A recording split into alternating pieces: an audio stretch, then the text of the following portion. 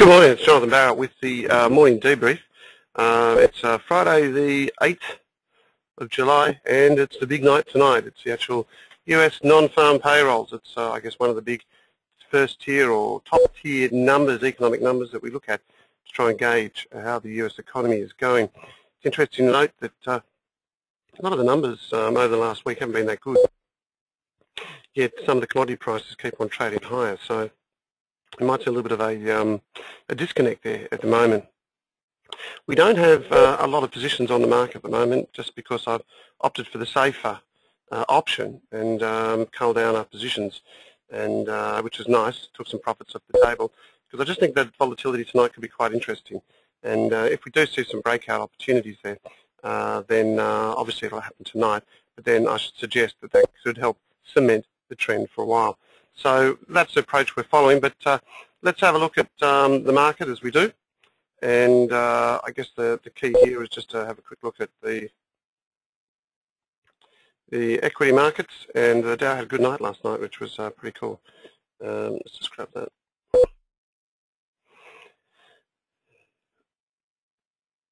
Okay, it looks like it's just a little bit slower.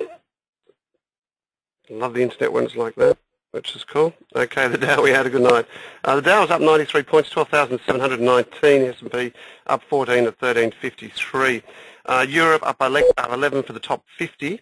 The FTSE up 51, the CAC up 18, and the DAX up 40, all pretty positive. Local market up only a fraction. Look, it is quite interesting. Our local market, sorry, up 32, 4,617. It actually still feels a little bit underweight in terms of what's happening there in the market. So hopefully we'll get a bit more of a lift in our local equity markets, because I certainly feel that it needs a little bit of a catch-up. Okay, so that's the equity markets. Let's have a quick look at the currency market and what's happening there, because obviously a little bit of moving and shaking there. Oops, there we go. Sorry about that. Righty-ho. Yeah, a little bit of moving and shaking there. Just have a quick look at that dollar index. And as you can see, the dollar was quite firm here earlier, but it's come back. So if anything there, that sort of, in my mind, cements an intermediate high for that US dollar. Over the next trading range, I think there's more of an ability for it to come lower rather than higher or just sideways. So that, to me, signals a bit of a top for it, and that might support some of these other commodities. Obviously, the dollar's been firm, and commodities have been firm, so you can really start to get a sense of this disconnect and what's really happening to it. I think, to me, that is the key. Okay, now moving ahead on the dollar, let's have a look at the Aussie. Even though the US dollar's been firm, our Aussie's been firm. But this rally is quite interesting because I really don't see it as I'm not convinced 100%. It looks a bit hollow, as you can see, but you're not going to stand in front of it. So I'm sort of happy to be on the sideline for that for the Aussie at the moment. And I think the only trade in any of the currencies that I think I'd be prepared to take on is this dollar yen. Dollar yen, as you know, we've been long for some time. And I guess if you just look at that daily chart, that to me is the key. We have talked about it in our commentary. And the trade is quite succinct. It basically means that all we're doing is we're buying it around market, and the stop's in at 80.80. You can really get a sense that that it is a low-risk trading opportunity. This could be considered a continuation move, and if it takes it out there, then it's wrong. So really, when you look at textbook trades, that's quite a nice one to actually look at. Just note here also, momentum indicators still looking just okay. But I guess leading into tonight's data, it's always hard. So just make sure it's a small position and it's more of an interest rather than anything else. Okay, let's have a look now at some of the commodities. And I think when I look at crude, first of all, as you can see, we've done a lot of work there. Everyone knows that we've been long for some time, and that's been in our Twitters and also on a lot of the reports we've put out. 199.40 hit last night, so quite happy with that trade. Expectations, I guess, continue to remain supportive. The crude price, it is interesting, though, that some of those fundamentals do not suggest that we should be at these levels, but as we've also talked about, you don't want to stand in front of this moving feast. So long has been the right trade, and we're certainly taking some good profits off the table on that. Copper, I think, is the key, and this to me is really interesting. We've just broken out on the top side, and basically it's got to do with a supply issue. And when I looked at it, and I've written reports, I actually feel that this is a hollow rally in copper at the moment. We are getting close to those highs. Expectations are on LME terms for it to hit through that 10,000, and obviously on COMEX terms through to 460. So if anything there, I really think that that the supply issues now, Freeport's mine in Indonesia, we've got Codelco's mines in Chile, where one has a weather concern and two have a labour concern, and to me that's one of the big issues. And it always seems strange when you see these economic numbers starting to come lower. Some of these mines have labour issues. That has caused us a supply crunch. The major mine, the number 3 producer in Chile, contributes about 3% of copper to the global market, and that's why we're seeing this move higher. Expect copper to keep on trading on the back of these concerns until we get relief from these labour disputes. So just stick with it there. Copper certainly looking okay. We mentioned crude, we mentioned copper. Let's have a look at the gold. Gold 1532.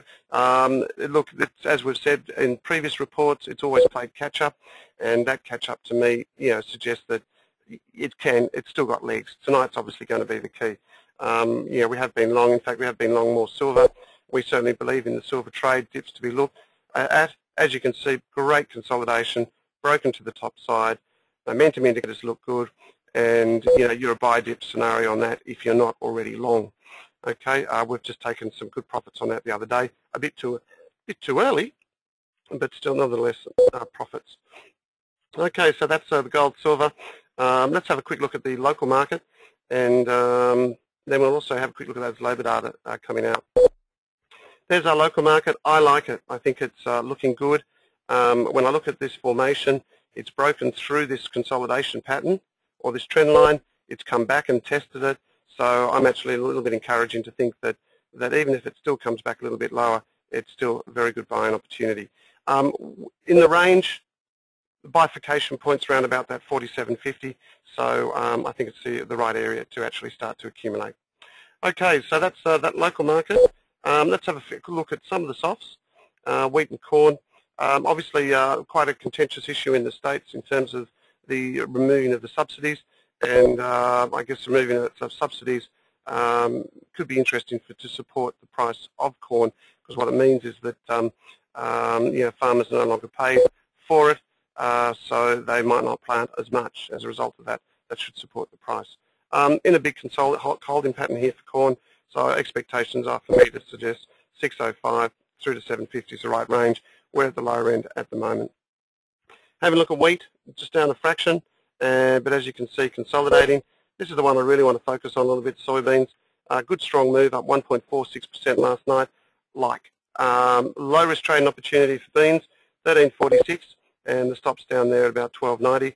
I'm long soybeans, quite happy to be, and I probably look to even add to positions on a break through that 13.60. But to me, that's certainly a good trade to keep an eye on. Now, that's pretty much about the market. Let's have a look at the figures tonight. Very important, and I think if anything here, let's see what can occur. There's quite a bit of data, IP, excuse me, in Europe, but that's the biggies here. Change in non-farm payrolls, 85,000. This is a bullish number. The market wants it. That's why the equity markets have been so firm. Private payrolls up 115. Forecast for previous was 83. Change in manufacturing payrolls steady. That to me is a worry. In fact, because if it is lower, it means the manufacturing is not on the boil, which we want it to be. And of course, the unemployment rate, scary high, 9.1%. We need to see good data. We need to see good data in terms of we need to see good data purely because we want to see whether this rally in the equity markets is justified. When you look at the economic data over time, it just doesn't feel solid, but the market's moving, and we're seeing people moving to equities quite quickly, but the volumes aren't there. So this is going to be the litmus test, I think, for the trend we've seen over the last week. If we don't get the numbers we want, then it's going to upset the apple cart. That'll be the trend we'll have for some time. So I think it's key. If you have got positions, be close to the market. Remember, you're going to get some volatility tonight, so just be cautious on how you trade. It's going to be it's a pretty fun night, so I think most of us will be up watching it because there's nothing wrong with a good unemployment number to get your blood going. Okay, that's pretty much about it from me today. I hope everyone has a good weekend. Good luck tonight, and remember, trade sensibly. Preserve your capital at the moment, because I think there's some good opportunities coming in the next couple of weeks. Anyway, talk to you soon, and bye for now.